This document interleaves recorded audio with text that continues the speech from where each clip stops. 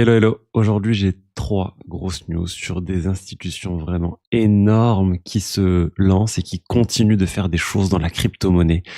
On va parler de Visa, on va parler de Citadel, on va parler de T. Rowe Price, on va parler vraiment de plein de choses aujourd'hui. On va aussi parler de Quantique.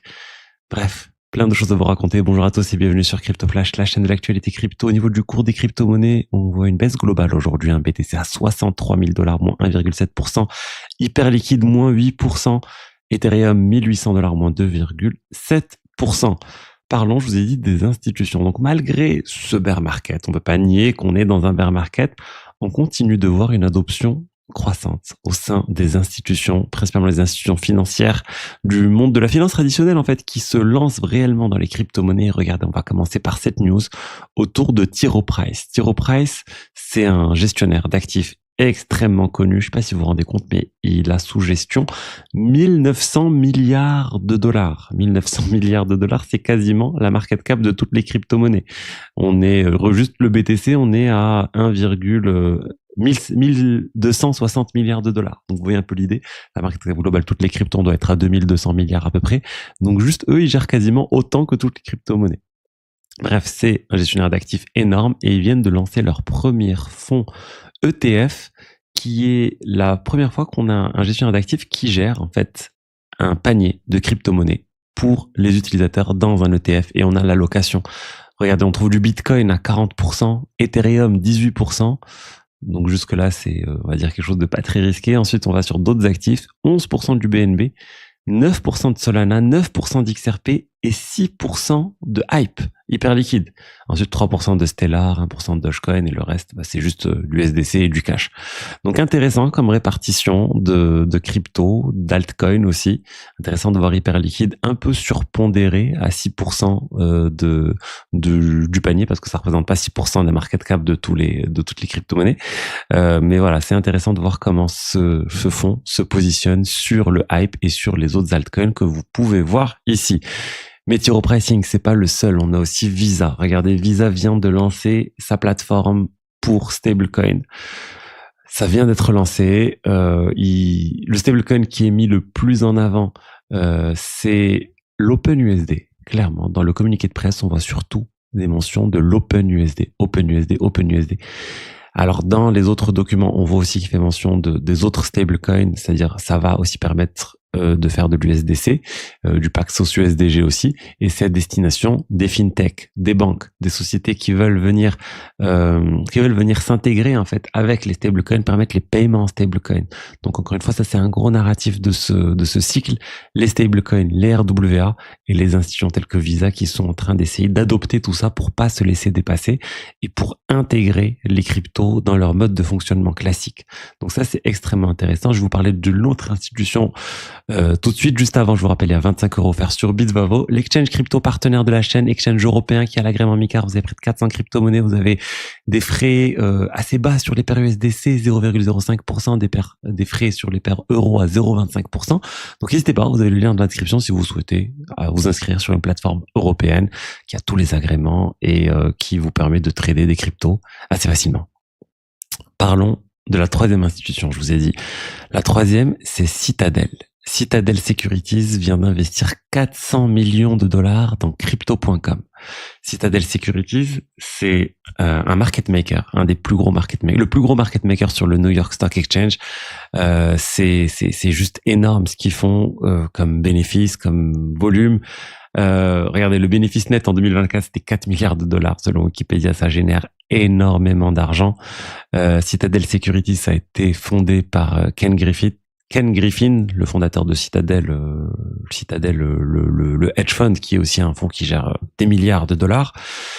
Et ils viennent d'investir dans Crypto.com, l'exchange que vous connaissez sans doute, valorisé à 20 milliards de dollars. Ce qui est intéressant, c'est que Citadel Securities avait déjà investi 200 millions de dollars sur Kraken, à 20 milliards de dollars de valorisation aussi.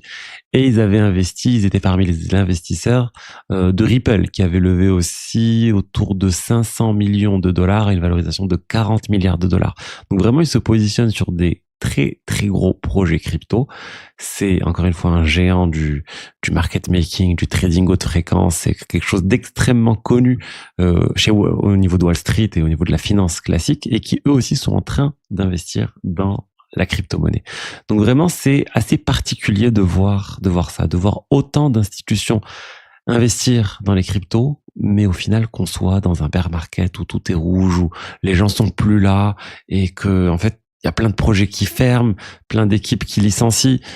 C'est assez contradictoire vraiment cette ambiance de bear market, mais en même temps on voit que les sociétés, les géants se positionnent, investissent, et moi je pense que c'est le moment aussi de continuer justement, si on le peut bien sûr, d'investir, de faire du DCA, etc. Les prix sont assez intéressants.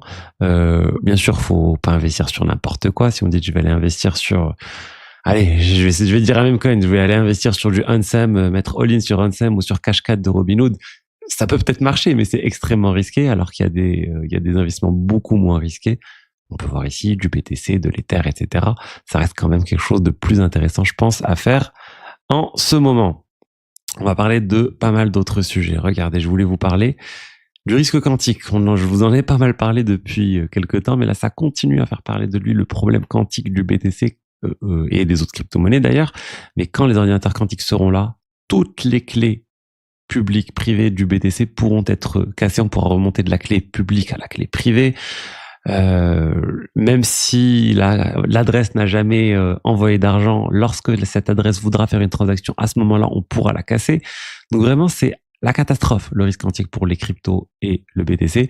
La plupart des crypto-monnaies sont en train de travailler à la mise à jour de la cryptographie pour pouvoir résister justement à tout ça. Le BTC, ils ont un peu de retard. Beaucoup de retard, j'ai envie de dire. Et là, il y a une proposition qui a été faite. C'est pas par les core devs, c'est par Project Eleven, une start-up aussi qui travaille sur tous ces sujets quantiques. Une proposition pour pouvoir prouver qu'on possède bien un wallet donné BTC, même si on va dire les ordinateurs quantiques arrivent et sont capables de casser les clés privées et les clés publiques. L'idée en fait, c'est pas une idée nouvelle en soi, c'est de pouvoir prouver qu'on possède une adresse en se basant sur la seed phrase. On peut faire une preuve cryptographique zero knowledge qui montre qu'on possède bien une seed phrase qui permet de générer les adresses en question, parce que l'ordinateur quantique ne pourra pas faire ça. L'ordinateur quantique pourra juste factoriser des grands nombres au final, et du coup remonter de la clé publique à la clé privée, mais il pourra pas remonter d'une seed phrase, il pourra pas générer la seed phrase associée à la clé privée pour montrer qu'il la possède. Donc c'est une protection supplémentaire, ça vient pas venir protéger le BTC, mais ça vient offrir une solution de secours. Si jamais les PC quantiques les ordinateurs quantiques sont là, on peut mettre en place sur le BTC une mesure qui dit par exemple on bloque toutes les adresses et on ne débloque que lorsque quelqu'un est capable de prouver qu'il possède bien la seed phrase associée à cette clé.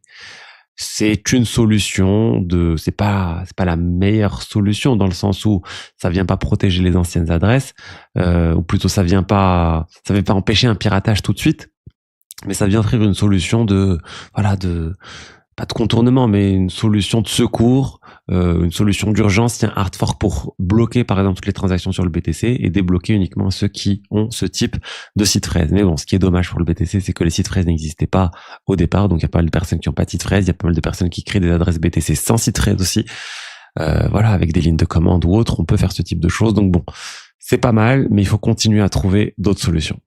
Et ensuite, on va parler du cofondateur d'Airbnb, le président d'Airbnb, qui a tweeté il y a quelques jours un thread sur X, donc une sorte de succession de posts, où il parle de la tokenisation et des cryptos, et il arrête pas de dire, il disait la tokenisation c'était génial, c'était le futur, ça enlevait la friction, etc. Un thread qui était pas mauvais en tant que tel, mais ça se voyait qu'il était écrit par l'IA. Vous savez, il y avait les tirés, il y avait toutes les formulations typiques de l'IA, et ça se voyait que c'était de l'IA, et du coup les gens ont dit que c'est de l'IA et slop, parce que c'était pas vraiment, ça se voyait que c'était complètement pas écrit par un humain. Et donc il y a eu beaucoup de retours sur ce tweet. Les gens ont dit mais c'est n'importe quoi. Pourquoi il écrit pas ses tweets lui-même, et pas mal de choses comme ça. Pas mal de gens aussi anti-crypto qui ont dit pourquoi il nous parle de ça. Et là en fait il a dit, le président d'Airbnb, il a dit excusez-moi, en fait c'était mon compte Twitter qui a été hacké. C'était mon compte Twitter qui a été hacké, et le hacker il a posté un thread sur la tokenisation. Et là, ça fait rire, parce que je comprends pas. pourquoi un hacker qui prendrait le contrôle du compte de Airbnb, du président d'Airbnb, posterait un tweet générique autour de la tokenisation?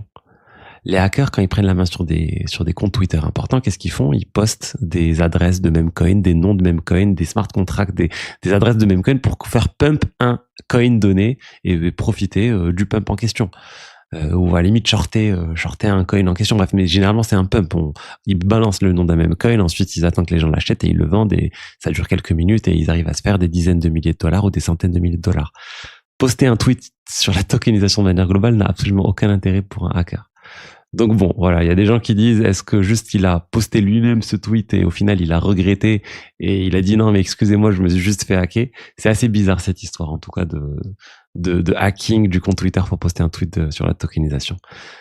Bref, voilà ce que je voulais dire aujourd'hui sur les diverses actualités crypto. J'espère que le contenu vous a plu. N'hésitez pas à liker, commenter, vous abonner. Je vous rappelle les 25 € offerts sur Bitvavo et je vous dis à lundi pour la suite. Allez, ciao ciao.